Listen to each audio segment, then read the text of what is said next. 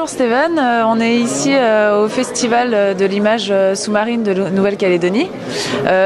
C'est ton association qui organise ce festival. Alors c'est l'association dans laquelle je suis membre du bureau, plus précisément, parce que c'est plus une équipe c'est toute une équipe qui a organisé le festival. Donc effectivement, c'est le 3e festival de l'image sous-marine de Nouvelle-Calédonie qui se tient du 5 au 10 juin. D'accord. Et dis-nous un peu comment l'association s'est créée en Nouvelle-Calédonie. Alors il faut savoir qu'il y a 18 ans, Bernard Andréani d'Aquanature a commencé à faire des projections du festival mondial de Marseille, donc en Nouvelle-Calédonie. Et il y a 3 ans, Aquanature, donc Bernard Andréani avec la CAV, la commission audiovisuelle de la Fédération de sport sous-marin et le club d'apnée Apnéa, il y a eu un regroupement de personnes et d'actions qui ont permis l'émergence d'un premier festival. Et suite à ce premier festival, en fait, pour pouvoir l'inscrire dans la durée, il a fallu organiser la structure en association loi 1901 pour pouvoir percevoir les subventions. Du coup, quels sont les objectifs de l'association ? Alors l'association a 3 objectifs principaux. Le premier, c'est bien sûr la promotion de l'image subaquatique. Le deuxième, c'est de favoriser l'émergence de nouveaux talents. Donc c'est vrai qu'on est très attaché à essayer d'organiser des événements pour la jeunesse. Et le 3e événement qui est lié aussi un peu à ça et au fait qu'on habite la Nouvelle-Calédonie, qu'on a un lagon classé au patrimoine mondial, c'est de sensibiliser à l'environnement. Pour la première fois, avec le vice-président Hugues Lemonnier, il a réussi à organiser des projections pour les scolaires. Et on a eu une centaine d'élèves du lycée La Pérouse vendredi qui a pu assister à la projection du making-of d'Océan et avec des commentaires de René Uzé, qui est le président du 3e festival, qui a eu la gentillesse de nous accompagner dans cette aventure. Donc effectivement, aujourd'hui, l'opération phare, c'est le festival. Il y a d'autres actions qu'on souhaite mener. Donc là, on a mis en place un partenariat avec l'OPT qui a débouché à la création d'une carte téléphonique.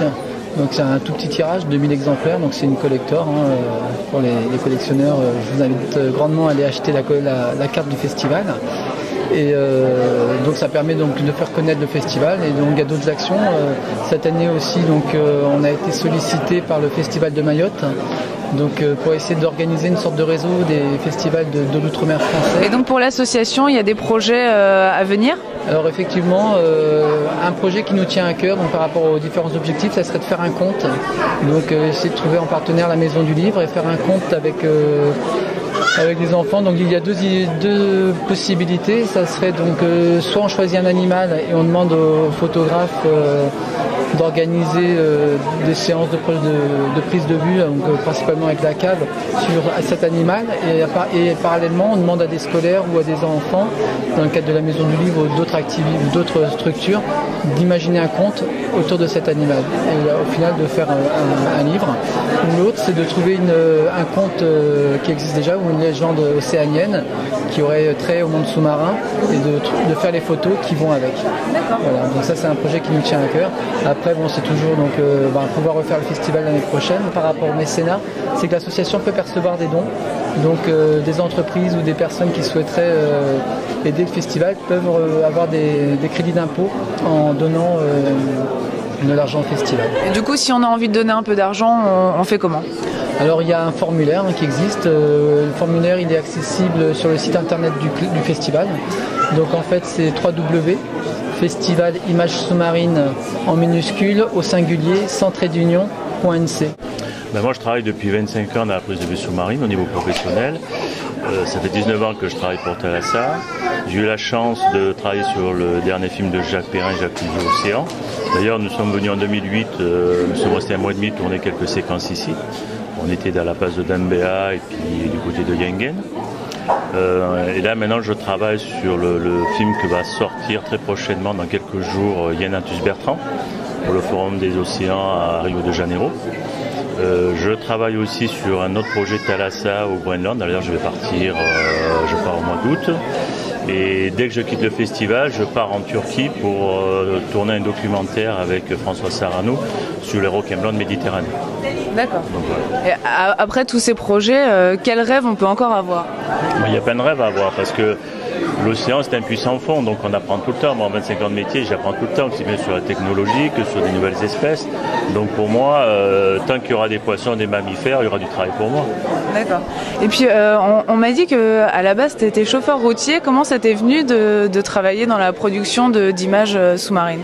Il y a un moment donné dans sa vie on a envie de changer de métier, donc lorsque j'ai eu ma fille, je voulais acheter une caméra vidéo parce que j'ai aucune image, aucune photo de moi. Et ça tombait bien parce que quand ma fille est née, Sony venait de sortir les premières caméras vidéo sous-marines. Et du coup, j'ai investi un peu plus dans le matériel. Et quand j'ai démarré dans les années 90, on me disait que la Méditerranée était morte. Moi, j'habitais à Marseille et j'ai l'impression d'être pas dans la même Méditerranée. Donc, j'ai acheté cette caméra-là pour prouver aux gens que la Méditerranée n'était pas morte. D'accord. Alors, nous, en fait, on est une jeune web TV. Est-ce que tu aurais un conseil à nous donner pour l'avenir, pour la production et la réalisation? À mon point de vue, ici sur le territoire, vous avez un studio de cinéma naturel unique au monde. Vous avez des acteurs fabuleux, que ce soit en brousse, que ce soit sur la mer, que ce soit sous l'eau. Vous avez des gens qui ont, je pense, des facultés d'apprendre. Donc maintenant, c'est à vous d'avoir la volonté de développer ce genre de documentaire. On ne peut pas rien faire. Nous, c'est pas nous de métropole qui allons venir vous apprendre quoi que ce soit. Vous avez les outils, vous avez les compétences, vous pouvez avoir même les financements. Donc maintenant, c'est à vous d'avoir la volonté, je pense que c'est une question de volonté, de créer ces magazines parce qu'il y a tellement de richesses dans tous les domaines, et je ne demande pas uniquement sur la mer, mais aussi dans les terres et tout. Donc c'est à vous prendre par la main et à dire, ok, on a de la matière, exploitons-la.